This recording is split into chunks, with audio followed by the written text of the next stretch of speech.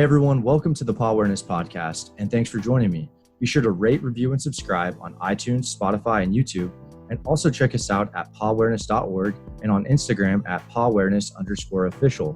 On Instagram, we are doing submissions for Pet of the Week, where you can submit your foster pet and we'll pick one winner every month and we'll give $200 to their choice of charity or foster. Thanks for watching, and I hope you enjoy this episode. Hey everyone, welcome to today's episode. Today, I'm really excited on the Pawareness podcast to be introducing to you Dr. Zarah Hedge, and she is the Chief Medical Officer for San Diego Humane Society, Vice President of Shelter Medicine. I'm going to go ahead and let you take it away. Go ahead and introduce yourself and a little bit about what you do.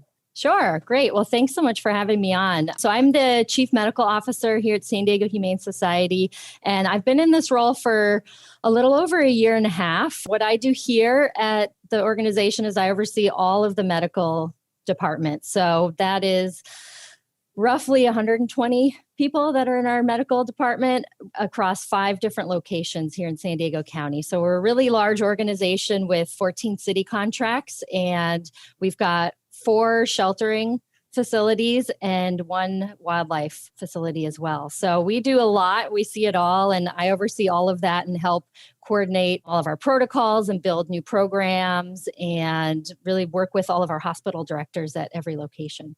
And what's your day-to-day look like just overseeing so many different things going on over in the San Diego Humane Society?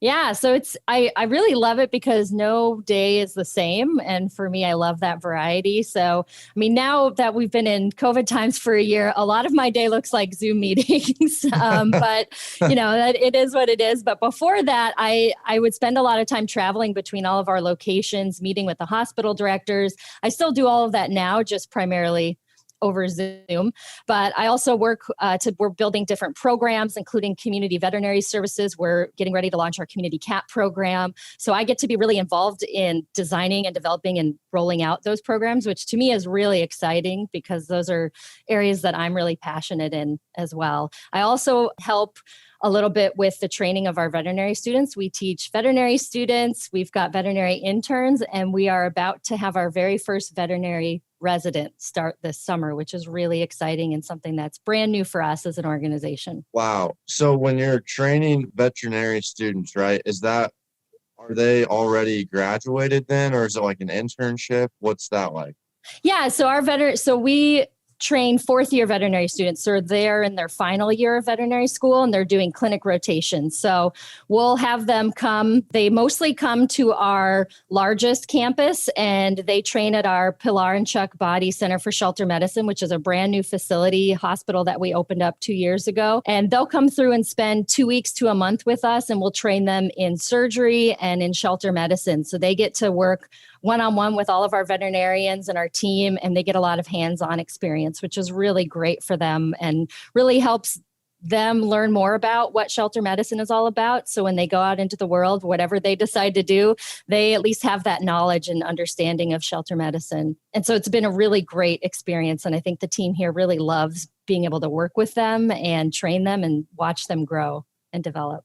So for, someone who doesn't know, like, what's the difference, for beginners 101 here for shelter medicine, right? Like, what is the difference between that and, let's say, normal medicine? Is that like, is there a difference? Is it just a subset of it, or what's that? Yeah, that's a great question. Yeah. So, shelter medicine is a bit different, or a lot different actually, than general practice is, I think, typically what we call it. So you think when you take your own animals to the vet, you make an appointment, you go in, you give them the history, what's going on. They'll usually see one patient at a time. Here in the shelter, when you're practicing shelter medicine, it's a little bit different because we're looking at the patient as an individual patient, but we also have a huge population of animals. So we look kind of beyond just the individual patient and look at them within the context of the whole population, because we want to make sure that we treat that individual and give them the medical attention that they need, but that we keep everybody in the shelter safe, especially from things like infectious diseases, different things like that. So we treat a lot of infectious diseases, things like ringworm, parvo, panleukopenia, canine distemper, all kinds of things. And we also, what is a big difference is a lot of times the animals that come to us don't have a history. So we have no idea what they've been exposed to, what their life was like before, because they're oftentimes coming in as strays. So we don't have that knowledge of understanding, what they might have or what they've experienced before they've come to us. And so it's kind of a guessing game, and we really have to be thinking about all of the different possibilities that could be going on with that animal. And then another aspect of what we do is we do see cruelty and neglect cases. We've got our humane law officers here at the organization, and we work closely with them to evaluate those cases as they come in, help treat them, write up reports, and work with them on cases as they move forward, whether or not they move forward to prosecution. Is that something you see common in San Diego, or is there just enough to where I guess you have a few of those individuals, right, that help with that? Yeah, we've got a huge humane law enforcement team. They're at all of our locations. And so what they'll do is they receive calls, and they're out in the community all day responding to calls, whether it's concerns about a stray animal that somebody's seen. Usually they're injured. So they do a lot of that, and they'll communicate with our medical teams, bring those patients to us, and then we'll work them up, treat them, and try to get them healthy if we can and get them on the road to adoption. We also work closely with our humane law enforcement with regards to community cats. So oftentimes they'll find or receive calls about sick or injured community cats, and we'll work with them on that, provide the care that those cats need, and if we can, return those cats back to their outdoor homes where they're doing well. So is that, and I saw this on the website too, but the community cat program, is that part of that? Is that what that is? I know you've been, what exactly is that you're rolling out this year?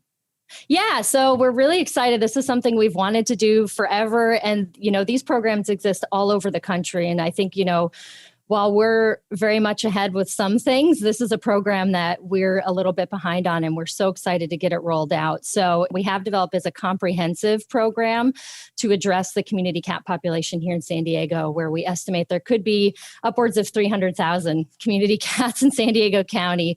So part of the program is working with our humane law enforcement. They're usually dealing with sick or injured animals, but we're also going to be providing spay and neuter and vaccine services for community cats through the public. So they can call us and make an appointment. We're going to be renting traps and teaching them how to use humane traps properly so that they can participate in, it's basically trap, neuter, return. And then down the road, once we develop this and get this rolling, we'd like to have a targeted trap, neuter, return component where we're actually looking at the community and finding those hot spots of cat colonies.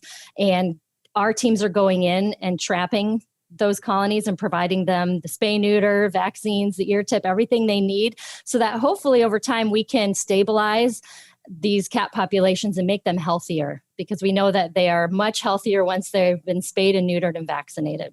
Yeah, and it seems, I like the educational component too, because it seems like you got to have some, otherwise it's like it's going to keep happening without that educational component. I know that you mentioned, like there's certain things you're ahead on and certain things you're behind on, but I feel like that's just where every place faces their own obstacles and whatnot. So based on geographical locations maybe, or wherever they're at, what are some things that you see in in San Diego, that where you're located?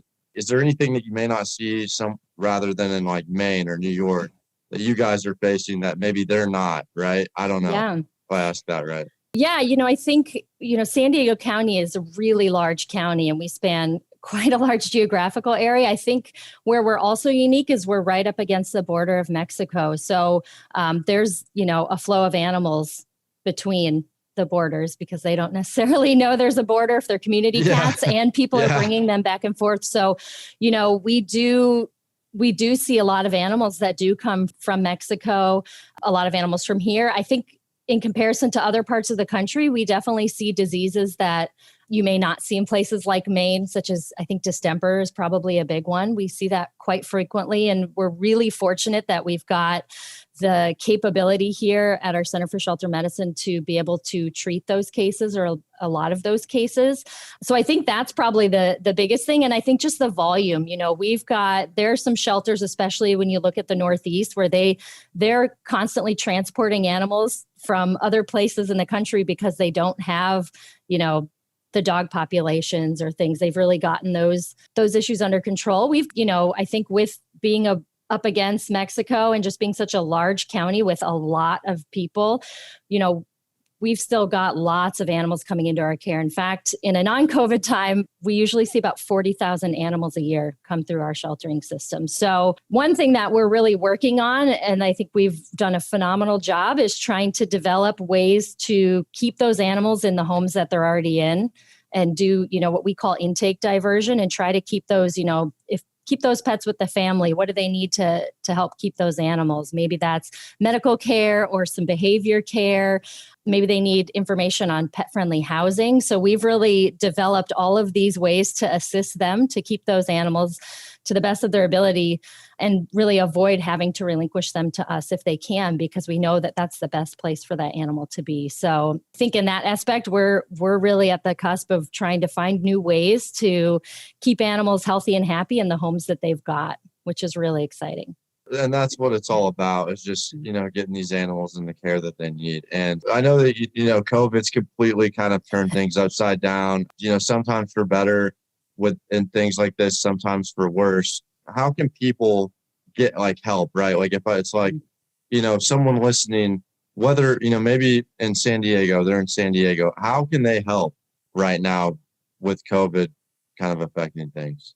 Yeah. It's been an interesting time. And I think what's really been awesome to see is that the community here has really stepped up. We had, I don't know how many thousands of people sign up to be foster parents when the pandemic first started. So it was so awesome. There was actually a point in time in the early days of the pandemic where we had, I think, almost 75% of our population out in foster care, which was great because we weren't sure if we were going to get an influx of animals from people becoming sick from COVID and having to be hospitalized. So it was just great to see the community really step up. And it was awesome because animals were getting adopted really fast as well. I think with everyone being at home, they, not only were they signing up to foster, but more of them were adopting. And it was so great to see. So I think they've already stepped up and been helping us in ways that they haven't before, which has been really, really great to see. And one nice thing, despite the fact that this pandemic has caused a lot of challenges for a lot of people, I think the silver lining, at least with shelters, and not just here in San Diego, but nationally, is it's allowed us to pause, because we literally had to pause and, close our doors to some degree and reevaluate how we shelter animals in this country and really look at ways to be more proactive rather than reactive, which is what we've been doing for decades. So it started conversations on a national level that we've never had before. And now there's this really big push to change animal sheltering and to really transform it into something that is more community-based and more proactive. And what I mean by that is, finding ways to keep the animals in their homes. So whether that be providing medical care for a family that they just need assistance with vet care or behavior consult or help with pet-friendly housing, or for community cats, building programs so that they don't have to come into the shelter. They just receive the services that they need, which is spay, neuter, and vaccines, and they can return back to their outdoor homes. So it's been a really great time to see all of animal sheltering come together and look for new and innovative ways to really change how we operate as animal shelters. So that's actually been a really nice thing in COVID. So I really hope that momentum continues forward, even as we someday are no longer in COVID times, but that's been really exciting to see. Yeah. And I think it's always good whether, business organization always does that. And sometimes, like you said, they never really had the ability to, but this is kind of created that space to where that could happen. Where do you see the Humane Society going of San Diego, right? I know that you mentioned, okay, so did you say 14 locations? Yeah, we have 14 city contracts and we have 4 shelter locations. Okay, 4 shelter locations, 14 city contracts. I mean, do you see that expanding? Obviously, like you're only going to be operating in within San Diego, but like, I mean, where do you see kind of in the next couple of years some things that like growth, kind of dialing down on what you're already working on? Not sure if I'm asking that right, but Yeah. kind of interested to see what your thoughts are there. Yeah, I think, we've got so many big ideas. I think things that we really want to bring into fruition within the next couple of years, of course, our community cat program, which we estimate will divert 8,000 to 10,000 community cats from the shelter, because in the past they would come into the shelter. But now with this program, we can just bring them in, provide them the services and send them back. Other big thing we're really working to develop is our community veterinary services. So we've done a few pilots of the program just on a small scale with our mobile unit. We've gone out into the community, just providing preventive care. So vaccines, dewormer, flea medications, things like that. And it was amazing, just the response. We would sign up maybe 10, 14 people and we would see 30 because they would call their friends, they would come down. And before we knew it, people were just showing up at our clinics. And so, unfortunately, we had to pause those for a while due to COVID, but we know the need is out there and we really want to be able to dedicate an entire medical team to just doing that more on a regular basis rather than, once a month or twice a month. So I think we've got some really great ideas and plans, and we'd like to get out in the community and really provide that affordable veterinary care for those who really need it. So, and we'll start with preventive care. Eventually, we'd like to increase our ability to do spay and neuter for the community. We do already have that in place, but it's at our shelter locations. We'd like to get it out into the community, whether that's through a mobile unit or a separate stationary clinic that is just for providing community medicine. So I think those are some of our biggest projects. We're also working with all of our shelter partners here in San Diego to make sure that we all assist each other. If they've got cases, especially medical cases that they need help with, we'll take those cases in here. And we're looking beyond San Diego County and really looking how can we assist other communities here in California and beyond, especially as we start to see the progress here in San Diego. So we've got really big goals, I think really long term. It's looking at ways to assist other communities outside of San Diego County as well. And do humane societies, do they work together? I know they're different. It's like kind of an organization where every city, it's like owned independently, right? But do they ever work together at all, or like kind of like share ideas or kind of see what it's like, oh, this place is doing this right, so maybe we could like, borrow that idea or something. Does that happen at all? Yeah, it really does. And I think COVID really even made that happen more because it brought everyone together to start having discussions on a national level. And even here in California, we've got a listserv and weekly meetings that are just California shelters. So we can talk to each other about what's going on, share things that we're doing. If somebody, let's say a shelter needs assistance with animals because they've got too many for one reason or the other, maybe they just took in a hoarding case or something like that, they'll put out a call and everyone will come and help. And so we really do. I mean, I love the fact that everyone shares their ideas as well, because you don't have to recreate things. There's already, programs that may exist. And that's actually something we looked to when we were developing our community cat program. We looked to other organizations and just said, what are you doing? How is this working? Took pieces and different things that would work for us here and use that to help develop our program. And we do the same thing. We're more than happy to share our programs, our protocols with any shelter that needs it, because, we're all really in this together, even though we're separate organizations. Some are government run facilities, some are private shelters, but we all have the same goals. So I think really as a community, we do come together for the most part and really help and support one another. That's really exciting. Now, I don't want to leave without, knowing a little bit about you too. Like, how did you get to where you are? Has this always been a passion for you? Did you work anywhere before the San Diego Humane Society, or have you kind of been at that organization a while? Yeah, it's interesting because I've known I've wanted to be a vet since I was a child. I think I was really lucky in the fact that I always knew what I wanted to do.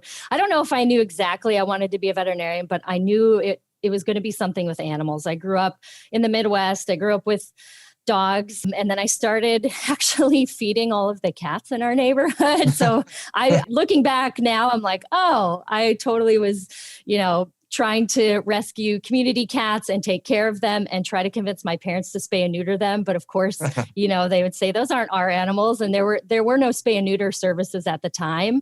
I didn't even know what an animal shelter was at the time. So it wasn't until I came out to California for vet school. I went to Western University of Health Sciences, which is in Pomona, California. So just east of Los Angeles.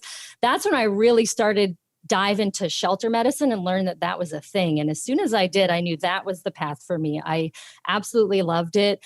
I loved the challenge of working in a shelter. I loved the impact that you could make working in a shelter. And so I was really active in, our shelter medicine club and different things like that in vet school. And when I graduated, I actually went up to Oregon Humane Society in Portland, Oregon, where I spent 4 years. I did a shelter internship. So it's like a 1-year intensive shelter medicine training after you graduate vet school. And then I helped create a residency program because there really weren't very many at the time. And there still aren't a whole lot of shelter medicine residency programs. And so this was even before we had a board specialty. So I was doing this before it was actually a specialty, and they were working towards making it a specialty, but it was just something I knew I had to do. I wanted to get the advanced training.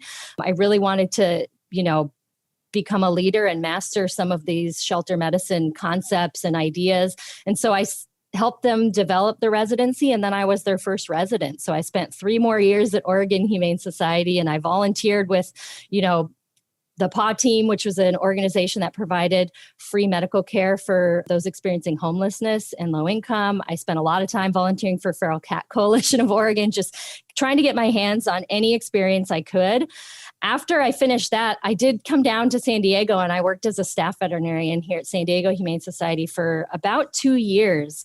And then I moved to Los Angeles, where I worked as an assistant professor of shelter medicine at Western University of Health Sciences. And I was there for 4 years. And during that time, I opened up a teaching clinic that was attached to a shelter in Los Angeles, one of LA Animal Services shelters. And we provided spay and neuter and affordable care for the community. And we taught veterinary students. So we would have students come and spend a month with us and do 40 to 60 spay neuter surgeries and see tons and tons of medical cases and get a lot of experience talking to the clients in a variety of languages, which was really the fun part because we had such a diverse population in that community. And so it was a really great experience, but I missed working in the shelter. So I really wanted to come back into the shelter. And when this opportunity came up, I jumped on it and I came back to San Diego, and I absolutely love it because I still get to help create some of those community vet programs to help provide that affordable and accessible vet care.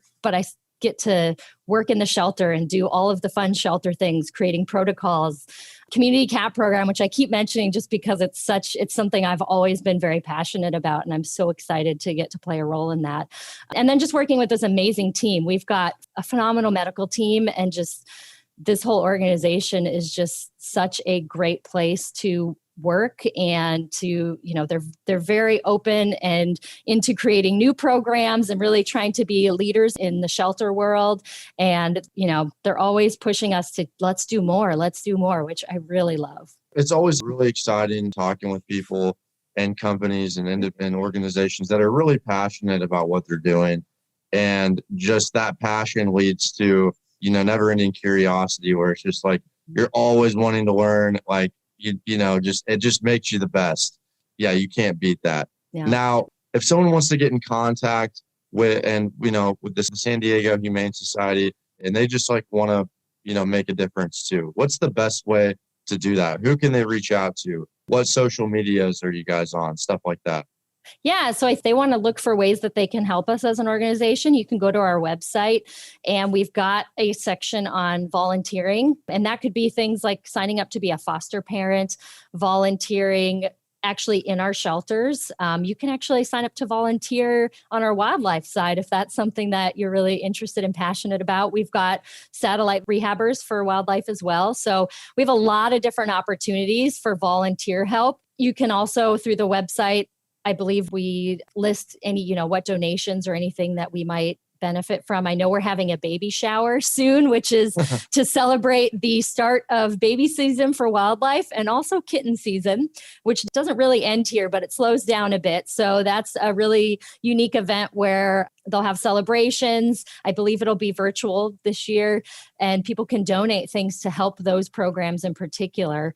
We do have, you can find us on Facebook, on Instagram. We recently joined TikTok, so right. you can find us there if that's your method of social media.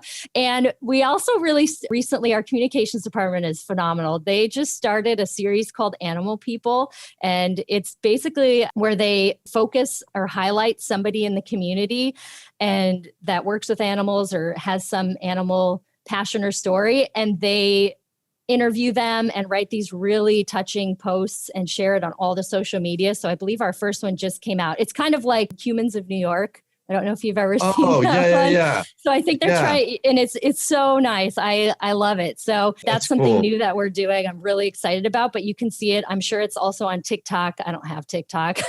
Me either. Yeah. Pawareness has a TikTok, but I have someone else managing that for me. I never even get on. I know, but yeah, you can find them all there. And then again, our website's the best place if you want to look for ways to volunteer or donate. Awesome. Okay.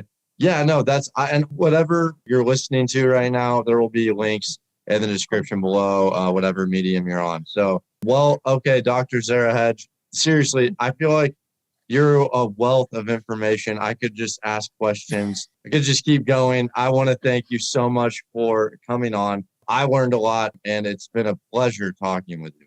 Awesome. Thank you so much. This is a lot of fun. I really appreciate so it. much fun. Thank you.